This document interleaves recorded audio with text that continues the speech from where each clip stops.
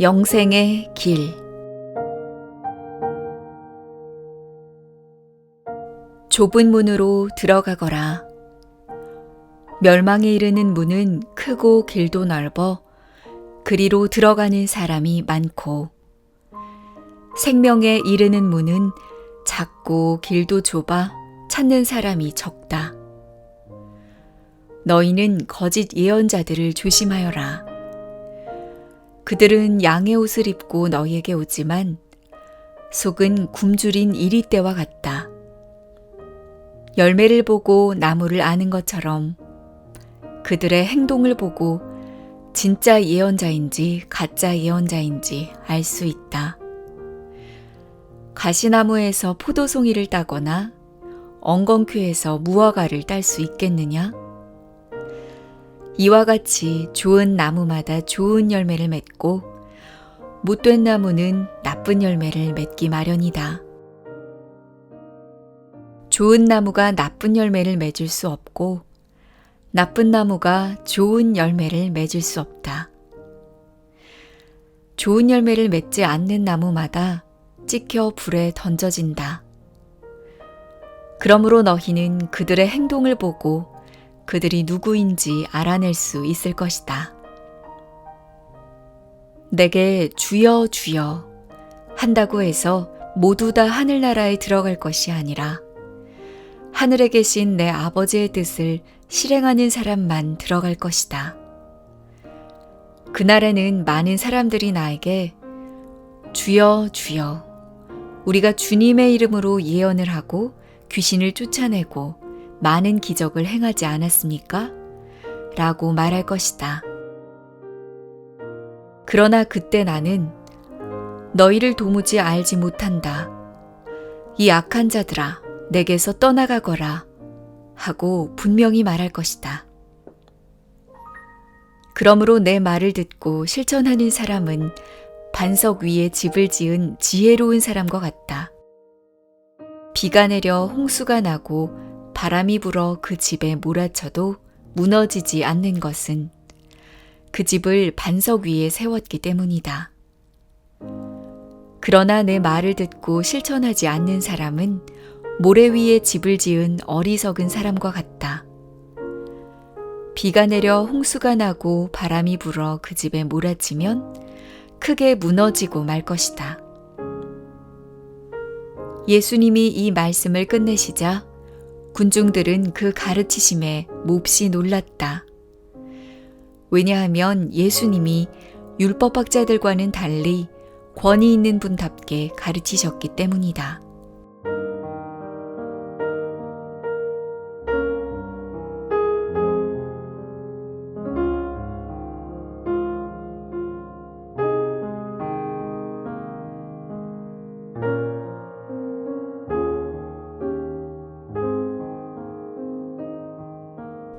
여러 가지 병을 고치심.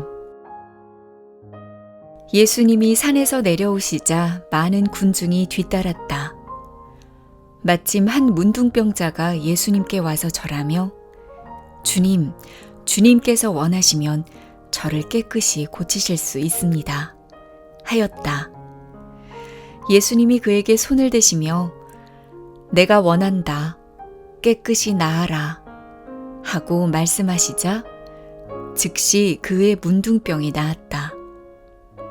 그때 예수님은 그에게 너는 아무에게도 이 일을 말하지 말고 제사장에게 가서 내 몸을 보이고 모세가 명령한 예물을 드려 내가 깨끗해진 것을 사람들에게 증거하여라 하고 말씀하셨다.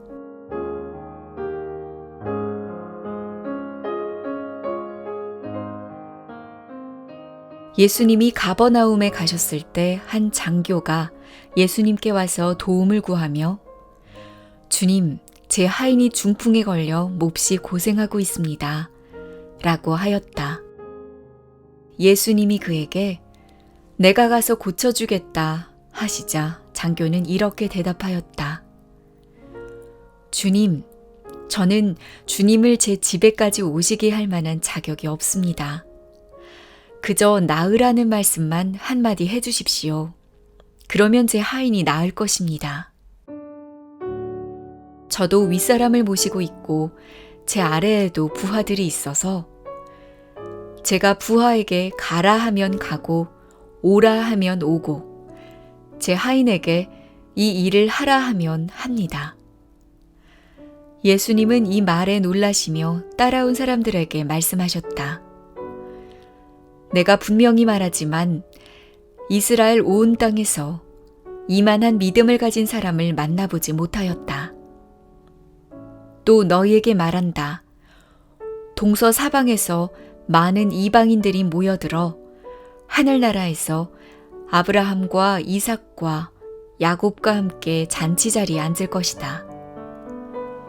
그러나 유대인들은 바깥 어두운 곳으로 쫓겨나 통곡하며 이를 갈 것이다. 그러고서 예수님은 장교에게 가거라, 내 믿음대로 될 것이다 하고 말씀하셨다. 그러자 바로 그 시각에 그의 하인이 나았다.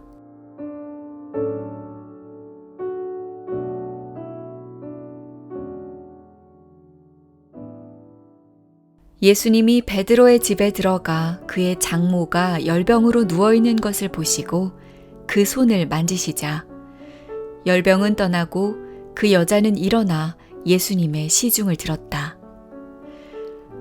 날이 저물었을 때 사람들이 귀신 들린 많은 사람들을 예수님께 데려왔다. 그래서 예수님은 말씀으로 귀신들을 쫓아내고 병자들을 다 고쳐주셨다. 이것은 예언자 이사야의 다음과 같은 예언을 이루기 위해서였다. 그는 우리의 연약함을 몸소 담당하시고 우리의 질병을 짊어지셨다.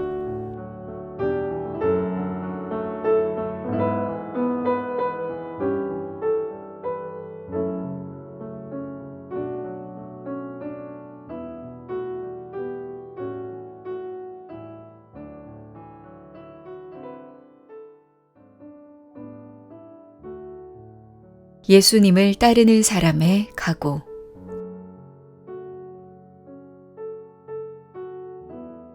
예수님은 군중들이 자기 주위에 모여드는 것을 보시고 호수 저편으로 건너가자고 하셨다. 그때 한 율법학자가 예수님께 와서 선생님, 저는 선생님이 어디로 가시든지 따라가겠습니다. 하였다. 그래서 예수님은 그에게 여우도 굴이 있고 공중의 새도 보금자리가 있다. 그러나 나는 머리 둘 곳이 없다. 하고 말씀하셨다.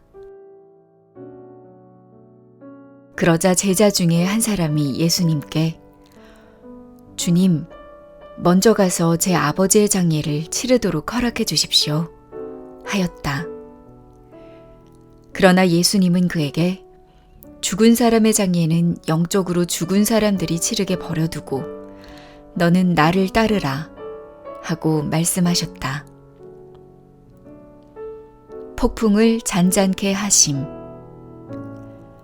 그리고 예수님이 배를 타시자 제자들도 뒤따랐다.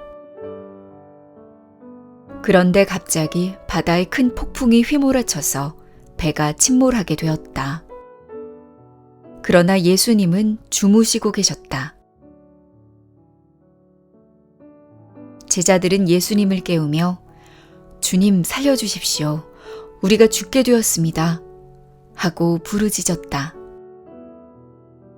예수님이 제자들에게 왜 무서워하느냐 믿음이 적은 사람들아 하시고 일어나 바람과 바다를 꾸짖으시자 바다가 아주 잔잔해졌다. 사람들은 놀라 도대체 이분이 누구이기에 바람과 바다도 복종하는가 하고 수군거렸다. 예수님이 호수 건너편 가다라 지방에 가시자 귀신 들린 두 사람이 무덤 사이에서 나와 예수님과 마주치게 되었다. 그들은 너무 사나워 아무도 그 길로 지나갈 수 없었다. 그런데 귀신 들린 사람들이 갑자기 하나님의 아들이여 우리가 당신과 무슨 상관이 있습니까? 정한 때가 되기도 전에 우리를 괴롭히려고 오셨습니까? 하고 외쳤다. 마침 거기서 약간 떨어진 곳에 많은 돼지떼가 풀을 먹고 있었다. 귀신들은 예수님께 우리를 내어 쫓으시려거든 저 돼지떼 속이라도 들여보내 주십시오. 하고 간청하였다. 예수님이 좋다, 가거라 하시자 귀신들이 나와서 돼지떼 속으로 들어갔다. 그러자 갑자기 돼지떼가 모두 가파른 비탈로 내리달려 호수에 빠져 죽고 말았다. 돼지를 치던 자들이 달아나 마을에 들어가서 이 일과 귀신 들린 사람들에게 일어난 모든 일을 말하자 온 마을 사람들이 뛰어나와 예수님을 보고 그 지방에서 떠나달라고 간청하였다.